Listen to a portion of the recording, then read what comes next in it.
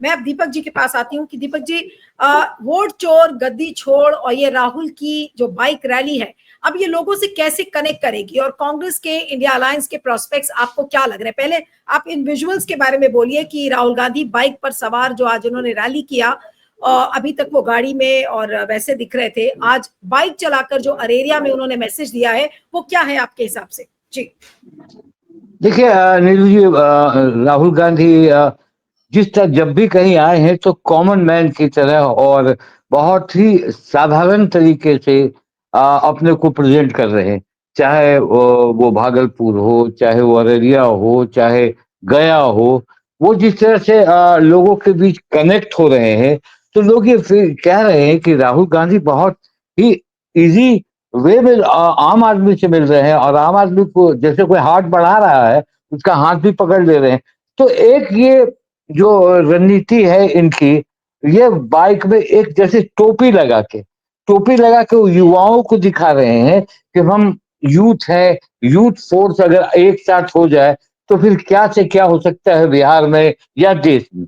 और बाइक जो है, बाइक मुझे जो लगता है वो पूर्णिया से उन्होंने ये बाइक की यात्रा शुरू की, क्योंकि पूर्णिया जब भागलपुर से निकले, देखिए मैं थोड़ा जिक्र करना चाहता हूँ भागलपुर का, कितने सेंसिबल काम उन्होंने किया। वोट में कितना परिवर्तित होगा ये मैं नहीं कहता, मगर हाँ भागलपुर में मुझे याद है जिस तरह राहुल गांधी आए, मैं उस दिन भागलपुर में ही था।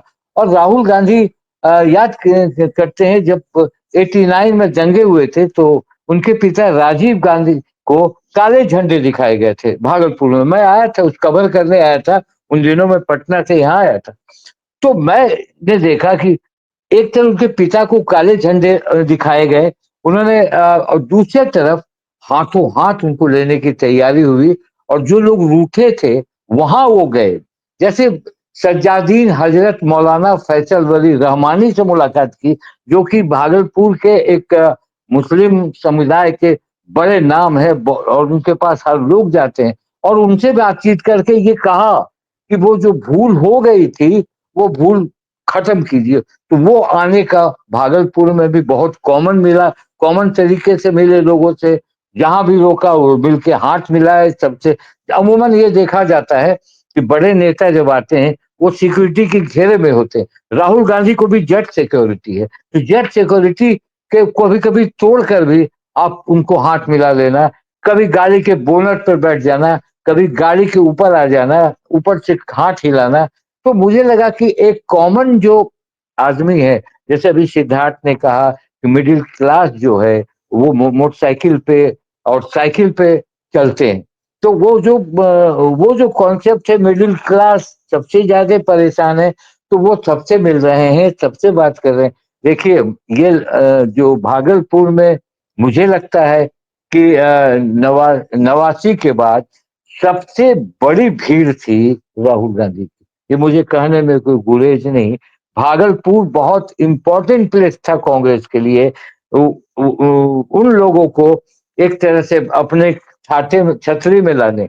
और दूसरी बात, जिस तरह से आज पूर्णिया में उन्होंने पप्पू यादव और तेजस्वी यादव को एक मंच पर किया, तेजस्वी यादव पहली बार पप्पू यादव का संबोधन में नाम लिया, और पप्पू यादव को यानी ये कहा गया कि हम किसी भी कीमत में एक नहीं है। आप नहीं देख रहे हैं राहुल गांधी, तेजस्वी यादव, दीपांकर भट्टाचार्य, मुकेश सहनी, कोई भी ऐसा प्रोग्राम में कोई मिस नहीं कर रहा है। तो ये दिखाने की भी कोशिश है कि मैं महागठबंधन बहुत जबरदस्त तरीके से एक साथ है, कोई कंट्रोवर्सी नहीं, कोई इब्बत नहीं। तो ये जो राहुल गांधी का मूव है, देखिए 59% लोगों ने कंट्री में कहा कि राहुल गांधी का ये जो वोट चोरी का जो ये न्याय यात्रा है ये सही है, 59% ने कहा। तो ये कहीं ना कहीं बीजेपी को परेशान कर रहा है, परेशान करेगा। भले उनके नेता कहें कि भाई वो तो कुछ नहीं था, मगर एक आम आदमी मान रहा है कि राहुल गांधी एक कॉमन आदमी है। और राहुल गांधी के पास जिस तरह का ड्रेसअप आपने देखा, टी शर्ट है, टोपी है, बाइक पर चल रहे हैं, तो यूथ फोर्स उनके पीछे बिहार में भाग रहा है। और मुझे लगता है कि सीमांचल में उनका प्रवेश हो गया, पूर्णिया। आज कल कटिहार भी था, कटिहार में तारिक अनवर थे, उधर वहां भी अच्छी भीड़ थी। अब अररिया की ओर आ रहे हैं, जहां पर ओबीसी और चाहे हर दल का वहां एक केंद्र बिंदु होता है कि वहां का वोट हमें कैसे मिलेगा। तो आप आगे दीपक देखिए, जी, यात्रा तो आपकी बात, जी जी आपने बड़ा अच्छा जो एक कंपैरिजन बताया कि जब राजीव गांधी वहां पर गए थे तो उनको काले झंडे जी जी दिखाए गए, और आज जी मैं राहुल था गांधी उसमें। उन्होंने हाथों हाथ लिया। ये बहुत अच्छा कंपैरिजन था। मैं अनुमा जी के पास अब आना चाह रही हूँ, आपके पास वापस आऊंगी। अब मैं दीपक जी के पास आती हूँ। दीपक जी, अब मैं वापस आऊंगी अरुण जी आपके पास, कि दीपक जी जो ये वोट चोरी का जो मुद्दा अब बन रहा है और बन गया है, बन गया मतलब बनने के प्रोसेस में नहीं है, ये एक बड़ा मुद्दा बन गया है। आपको क्या लगता है कि अब अभी जब चुनाव की घोषणा होगी तारीखों की, उसके बाद बीजेपी अपने नए नए इश्यूज लेकर आएगी, और बीजेपी किन इश्यूज पर बात करेगी ये तो क्लियर हो रहा है, क्योंकि अभी प्रधानमंत्री जब गया में थे और उसके पहले भी जब वो गए तो उन्होंने कहा कि घुसपैठियों की उन्होंने बात किया, उन्होंने पीएमसीएम बिल की बात किया कि देखिए 30 दिन में हम हिरासत में लोगों को ले लेंगे, सारे भ्रष्टाचारियों को हम पद से हटा देंगे, और इसलिए सबकी हालत खराब है। क्या बीजेपी के पास यही दो मुद्दे हैं उठाने के लिए, या आपको लगता है कि बीजेपी कुछ और नए मुद्दे लाएगी? और मेरा जो सवाल है कि क्या वोट चोरी का मुद्दा आप पीछे हटता हुआ देख रहे हैं, या फिर ये एक डोमिनेंट मुद्दा बन चुका है इंडिया अलायंस द्वारा, कांग्रेस द्वारा, आरजेडी द्वारा, कि अब इसको पीछे करना इस मुद्दे को बहुत मुश्किल है बीजेपी के लिए? जी दीपक जी। जी मैंने पहले भी आपके कार्यक्रम में कहा था कि ये मुद्दा जो है, वोट चोरी का मुद्दा जिसको कह रहे हैं, ये मुद्दा बिहार के चुनाव का एक बड़ा मुद्दा बनेगा, छोटा मुद्दा नहीं बनेगा। और बीजेपी जिस तरह से जो जो उनका पैटर्न है, जो उनका तरीका है, देखिए सबसे बड़ा सवाल जनता ये कह रही है कि आपने कहा था कि बहुत बांग्लादेशी, बहुत घुसपैठी घुस गए हैं बिहार में भी, जैसे बंगाल में घुस गए, अब अभी बिहार में घुस गए, फिर बंगाल चले जाएंगे।